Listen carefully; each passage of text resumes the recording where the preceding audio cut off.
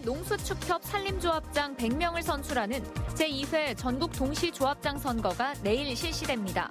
당선자 윤곽은 내일 저녁 8시쯤 나올 것으로 보입니다. 춘천의 한 특성화 고등학교에서 미투 논란이 SNS를 통해 빠르게 확산되고 있습니다. 아동이나 청소년을 대상으로 한 성범죄가 끊이지 않고 있는 가운데 처벌 수위가 가벼워 강화해야 한다는 지적입니다. 영농철을 앞둔 농촌에서 해충을 없애기 위해 실시하는 논밭두렁 태우기가 효과가 없는 것으로 나타났습니다.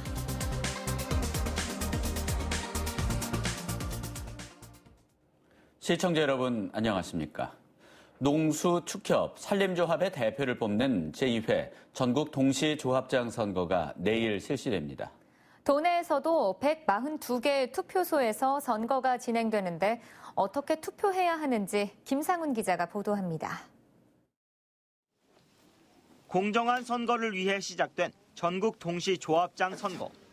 도내에서는 이번 선거에서 농수축협과 산림조합 등 모두 100개 조합장을 새로 선출합니다. 이 가운데 무투표 당선이 확정된 13곳을 제외한 87개 조합에서 10만 3천여 명이 투표에 참여합니다. 투표는 아침 7시부터 시작해 오후 5시까지 진행되고 조합원인 선거인은 반드시 신분증을 지참해야 합니다. 선거인 명부에서 본인을 확인한 후 기표를 하고 투표함에 넣으면 소중한 한 표를 행사할 수 있습니다. 도내 투표소는 모두 142곳. 특히 선거인은 자신이 소속된 조합 시군에 어느 투표소에서나 투표를 할 수 있습니다. 지연, 혁연, 할연에 의한 투표 행위가 많이 나타나고 있습니다. 근본 제2의 동시조합장 선거를 계기로 정책 선거가 될 수 있도록 조합원 여러분들은 후보자의 정책이나 공약을 잘 살펴보시고 농업과 어업, 축산업처럼 1차 산업의 비중이 큰 강원도에서 조합의 중요성은 더욱 커지고 있습니다. 앞으로 4년 동안 지역 조합을 이끌 조합장, 조합 직원 인사권과 사업 집행권에 큰 영향을 미치는 만큼 꼼꼼하게 후보자들의 자질과 능력을 비교하고 선택해야 합니다. 조합장이 지역에 막강한 권한을 갖는 만큼 공약에 따라 투표하는 것이 중요합니다. MBC 뉴스 김상훈입니다. 춘천의 한 특성화 고등학교에서 미투 논란이 일고 있습니다. 여학생들이 남학생과 기숙사 사감의 성희롱 발언을 문제 삼고 있는데 남학생들은 여학생들이 남학생 전체를 매도하고 있다며 반발합니다. 이재규 기자가 취재했습니다. 춘천의 한 특성화 고등학교에 붙은 미투 연대 안내판. 30개 가까운 메모가 붙어 있습니다. 대부분 미투 운동을 지지한다는 내용입니다. 이 학교에서는 어떤 성폭력, 성희롱 사건이 발생한 것일까? 기숙사 사감과 남학생들이 여학생들을 대상으로 성희롱 발언을 했다는 것이 핵심입니다. 여성은 남성에게 종속된 생물이다. 얘보다는 쟤가 낫지 등 외모 품평을 하거나 여성을 비하했다는 겁니다. 일단 여학생들이 이런 성희롱이나 아니면 성폭력적인 언행들에 잘 노출되어 있는 상태이고 그리고 그런 거를 밖으로 말하는 것 자체가 꺼려진다는 사실. 네. 그리고 가해자들의 처벌도 많이 바라고 있어요. 이런 사실이 트위터 등 SNS를 통해 알려지며 논란이 커지고 있습니다. 학교 측은 전교생을 대상으로 실태 조사를 했다며 성폭력 사안이 있었는지 추가 확인 중이라고 밝혔습니다. 성희롱 발언 의혹으로 검찰에서 무혐의 처분을 받은 기숙사 사감에 대해서도 추가로 주의 조치를 줬다고 말했습니다. 학교장 임명이기 때문에 전근이나 이런 것도 어려운 상황이고 혐의 없음이지만 사감 선생님에 대한 언행에 대한 주의를 위해서 학교장 조치가 있었습니다. 남학생들 입장은 또 다릅니다. 성폭력이 분명한 사안은 당연히 처벌해야 하지만 마치 남학생 전체가 성폭력 당사자인 것처럼 얘기하는 것은 불합리하다는 겁니다. 일부가 아니라 이제 기수의 남학생들을 모두 통칭해서 부르는 말에 굉장히 큰 피해를 입고 있다고 생각을 합니다. 학교 측은 실태 조사 결과가 2, 3주 뒤쯤 나올 것이라고 밝혔습니다. 또 성인지 감수성을 높이기 위해 양성평등 교육을 강화하고 남학생과 여학생뿐 아니라 교사와 학생 간 관계 회복을 위한 조치도 취하겠다고 덧붙였습니다. MBC 뉴스 이재규입니다. 아동이나 청소년을 대상으로 한 성범죄가 끊이지 않고 있습니다. 하지만 처벌 수위가 가벼워 처벌을 강화해야 한다는 지적이 나오고 있습니다. 이윤 기자가 보도합니다. 지난해 12월 춘천지법 강릉지원은 12살 여자아이를 수차례 추행한 50대 남성에게 징역 3년, 집행유예 5년을 선고했습니다. 피고인이 반성하고 있고 초범이라는 이유로 형 집행을 유예했습니다. 13살 여자아이를 강제 추행한 혐의로 재판에 넘겨진 20대 남성에게도 징역 2년, 집행유예 3년을 선고했습니다. 이 피고인도 잘못을 뉘우치고 있다는 이유로 형 집행이 유예됐습니다. 미성년자를 강제 추행할 경우 최고 10년 이하의 징역형을 받을 수 있고 처벌을 강화하자는 목소리도 나오고 있지만 법원 판결은 비교적 관대합니다.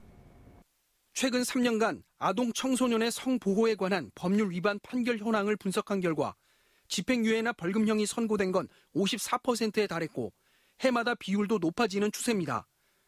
가벼운 처벌이 이어지면서 재범도 늘고 있습니다. 미성년자 대상 성범죄자의 재범률은 지난 2011년 5.9%에서 2015년에는 10.2%로 높아졌습니다. 그 아동 청소년 피해자의 성격을 반영하지 않은 채 폭력이 진행되는 게 좀 있어서 그런 경우는 좀 법정도 높이고 양형 기준도 높일 필요가 있다 이런 생각이 듭니다.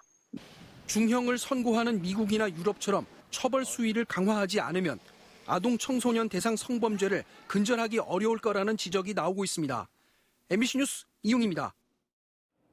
영농철을 앞둔 농촌에서는 이맘때면 해충을 없애겠다며 논 밭두렁을 태우는 일이 잦습니다. 관행적으로 이루어지는 일인데 실제로 얻는 것보다 잃는 게 더 많은 것으로 나타났습니다. 조교환 기자입니다. 불이 바람을 타고 산 위로 번집니다. 경사가 심한 야산에서 난 불을 끄기 위해 헬기까지 투입합니다. 마을 주민이 밭에 잡초를 태우다 번진 불은 임야 0.3헥타르를 태우고 3시간 만에 꺼졌습니다. 올해도 춘천과 철원에서 밭에 잡초를 태우다 불이 나 재산 피해를 냈습니다. 봄마다 반복되는 논밭두렁 태우기는 실제 효과가 있을까? 농촌진흥청이 논두렁을 태워 미세 동물의 서식 정도를 살펴봤습니다. 원래 논두렁엔 생태계에 이로운 익충류가 95% 가까이 살고 있고 해충은 겨우 5% 정도였습니다. 논두렁을 태우면 해충은 사라지지만 익충류가 더 많이 죽을 수밖에 없습니다. 논두렁 태우기를 한 경우 가장 많았던 톡톡해류는 82.1%가 감소돼 익충의 비중이 크게 줄어들었습니다. 즉 다시 말해 논밭두렁 태우기는 해충 방제에 큰 효과가 없다는 것을 보이고 있습니다. 강원도 소방본부에 따르면 최근 5년간 3월에 난 산불 325건 가운데 44.6%인 159건이 논밭두렁과 농산 부산물 태우기로 인해 발생했습니다. 논두렁, 밭두렁, 농산 부산물 소각으로 인한 산불로 이어질 확률이 매우 높습니다. 산불이 발생했을 경우 3천만 원 이하의 벌금이나 3년 이하의 징역에 사소한 부주의가 자칫 큰 화를 불러올 수 있어 농업인들의 인식 개선이 필요합니다. MBC 뉴스 조규환입니다. 강원도는 외국인 관광객 유치 전담 여행사를 지정하고 외국인 단체 관광객 유치에 나섭니다.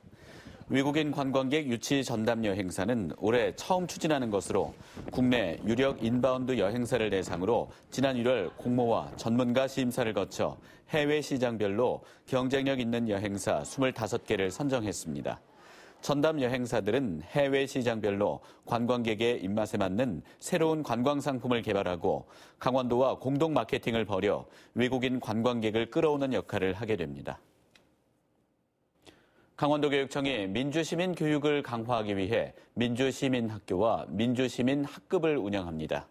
교육청은 이달 안에 도내 초중 고교에서 한 곳씩 모두 3곳의 민주시민학교를 선정하고 유치원과 특수학교를 포함한 도내 모든 학교에서 30개의 민주시민학급을 운영한다고 밝혔습니다. 민주시민학교는 교육과정에 민주주의, 인권, 평화 등이 포함되고 토의 토론 수업과 참여 협력 수업이 집중 운영됩니다. 특히 학교장과 학생자치회 토론회를 월 1회 정례화하고 학생 주도형으로 학교 축제를 운영할 계획입니다. 춘천 사막산 로프웨이 조성 사업이 이달부터 본격 추진됩니다. 춘천시에 따르면 로프웨이 사업 시행자인 대명 호텔앤리조트가 춘천 의암 야구장에 임시 사무실을 마련하고 오는 14일부터 업무를 시작합니다. 로프웨이 본공사는 이르면 다음 달 말쯤 시작돼 2021년 5월에 준공될 예정입니다. 춘천시는 이 사업이 완료되면 연간 127만 명이 로프웨이를 이용하고 500억 원의 경제적 파급 효과가 있을 것으로 기대하고 있습니다. 효율적이고 체계적인 남북교류 협력 사업을 추진하기 위한 강원도 남북교류협력위원회가 오늘 열렸습니다. 강원도는 지난해 4.27 판문점 선언 이후 선정한 61개 남북교류협력 추진 과제와 분야별 남북교류협력 사업 추진 계획을 설명했습니다. 최우선 과제는 동해 북부선 연결과 철원 평화산업단지 조성, 강원 평화특별자치도 설치 등입니다. 특히 올해는 국제유소년 축구대회와 안변 송어양식장 건립 지원, 금강산 공동영농 협력, 북강원도 결핵 퇴치 지원, 말라리아 공동 방역 사업을 추진합니다. 레고랜드 개발로 춘천 중도의 유적과 문화유산이 사라지는 것을 아쉬워하는 예술가들이 마련한 중도전이 오늘 춘천 문화예술회관 전시실에서 개막했습니다. 이번 전시회에서는 임근우 서양화가와 김대영 춘천예총 부회장 등 18명의 작가들이 참여해 중도를 주제로 한 서양화와 조각, 정크아트 등 50여 점의 작품을 선보이고 있습니다. 오늘 개막식에는 중도에 대한 퍼포먼스와 저글링 공연이 펼쳐졌고 잃어버린 춘천의 옛 풍경을 주제로 한 토론회도 마련됐습니다. 이번 중도 전시회는 오는 21일까지 이어집니다. 동북지방통계청 춘천사무소가 강원지방통계지청으로 승격해 오늘 문을 열었습니다. 통계지청은 강원도의 저출산, 고령화, 양극화 문제 해결을 위해 지자체, 연구기관, 대학 등과 협력을 강화하기로 했습니다. 강원통계지청 승격은 2009년 강원지방통계청과 대구 경북지방통계청이 동북지방통계청으로 통합된 뒤 10년 만입니다. 강원도 소방본부는 산부인과나 분만실이 없는 군 지역 임산부들을 위해서 119 안심 콜 서비스를 운영합니다. 도 소방본부는 11개 군 지역 임산부들이 119로 신고하면 사전에 등록된 정보를 통해서 출산 이송과 응급의료상담, 응급처치 등을 받을 수 있다고 밝혔습니다. 안심 출산 서비스를 받으려면 119 안전신고센터 홈페이지를 통해서 119 안심콜에 가입하면 됩니다. 봄철 소각산불을 막기 위한 기동 단속이 실시됩니다. 동부지방산림청은 다음 달 21일까지 주말마다 전 직원을 기동 단속반으로 편성해 논밭두렁과 농산 폐기물, 생활쓰레기 소각 행위를 집중 단속할 계획입니다. 위반 행위가 적발되면 최고 50만 원의 과태료가 부과되며 드론을 이용한 공중 단속도 함께 실시됩니다. 강원도와 춘천시가 외국인을 위한 전용 관광택시를 운영합니다. 강원도 외국인 전용 관광택시는 점차 늘어나는 개별 관광객 수요에 대응하기 위해 올해 처음 도입됩니다. 경춘선 ITX 청춘열차와 KTX 강릉선을 이용해서 강원도를 방문하는 외국인 개별 관광객들을 주로 대상으로 합니다. 필수 관광지 한 곳을 포함해서 3시간 동안 운행하는데 2만 원을 받습니다. 강원도는 선발된 100명의 택시 운전자에게 외국인 관광택시 인증서를 수여하는 발대식을 모레 갖습니다. 강원도 자연환경연구공원은 올해 4월부터 생태환경 분야의 진로를 모색하는 청소년들을 위해서 청소년 진로 직업체험원을 운영합니다. 최근 지구온난화와 미세먼지 등 생태환경 문제가 심화되자 관련 전공과 직업들에 대한 청소년들의 관심이 높아지고 있어 전문 강사진들을 구성해 생태환경 분야 진로 체험 프로그램을 추진합니다. 생태환경 분야의 청소년 진로 체험 프로그램은 초등 5학년에서 6학년과 중학생을 대상으로 매월 넷째 주에 나무의사 그게 뭐예요? 나도 수질 분석 전문가 등 6개 과정으로 사전 예약제로 진행됩니다. 이상으로 뉴스데스크 강원을 마칩니다. 시청해주신 여러분 고맙습니다.